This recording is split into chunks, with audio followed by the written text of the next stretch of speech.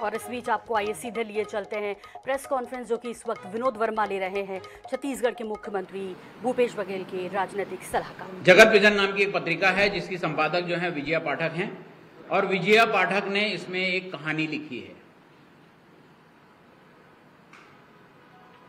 सत्य कथा मनोहर कहानियां जैसी कहानी है इसमें। तो इनकी मनोहर कहानी में ये लिखा हुआ है कि एक कोई रवि उप्पल हैं जो मेरे बेटे के ससुराल की तरफ से रिलेटिव हैं।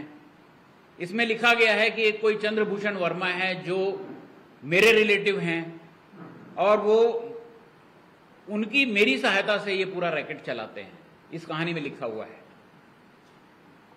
तो एक पत्रकार के नाते आपके मन में सवाल उठना चाहिए कि फिर मैंने इस पर प्रतिक्रिया क्यों नहीं दी।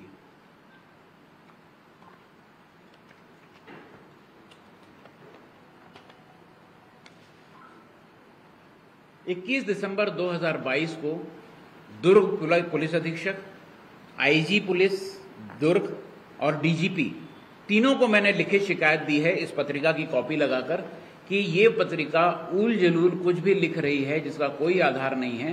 पर ऐसा लगता है, ऐसा प्रतीत होता है कि इनके पास बहुत सारे सबूत इस कहानी के हैं, तो इनको बुला के जांच की जाए और इसमें मेरी भूमिका की भी जांच की जाए। इसकी अंतिम पंक्ति मैं पढ़ के सुनाता हूं। एक जिम्मेदार नागरिक होने के नाते मैं पुलिस की जांच में पूर्ण सहयोग करने के लिए को सहर्ष तैयार हूं और जब भी आवश्यक होगी मैं जांच टीम के सवालों का जवाब देने के लिए प्रस्तुत हो जाऊंगा। यह दिसंबर 2022 को मैंने लिख के भेजा है पुलिस को। कल मैंने ईडी वालों को भी ये कॉपी दी कि ये मनोहर कहानी पढ़ के आप आए हैं। ये जो माननीय पत्रकार हैं इसके बारे में छत्तीसगढ़ में किसी को बताने की जरूरत नहीं है कि ये कौन है, इनका क्या चरित्र है, इनकी क्या पत्रकारिता है, इनकी क्या पृष्ठभूमि है, किसी को बताने की जरूरत नहीं है।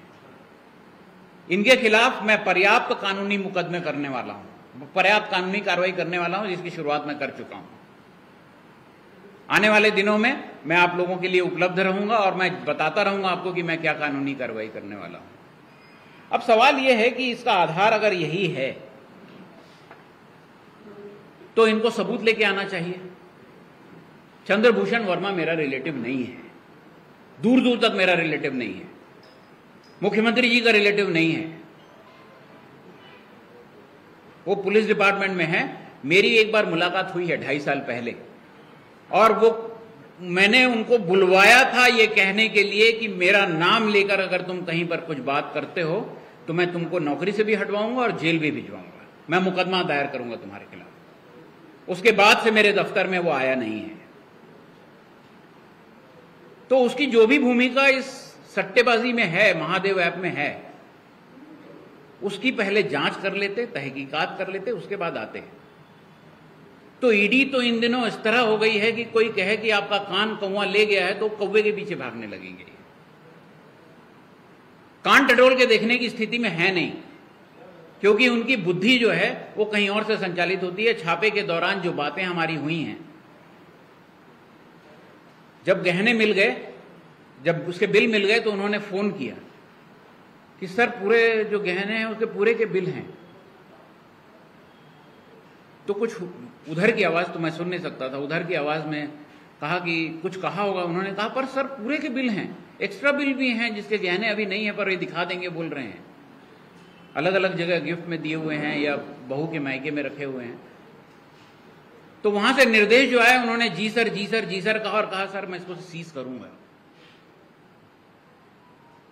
तो जो जांच अधिकारी आपके आ रहा है, जो छापा डालने आ रहा है, वो दरअसल खुद ये फैसले नहीं ले रहा है। तो ये फैसले कहां हो रहे हैं, इसका आधार क्या है? या इस पत्रिका में छपी हुई कहानी है, या एक पुलिस वाले का बयान है,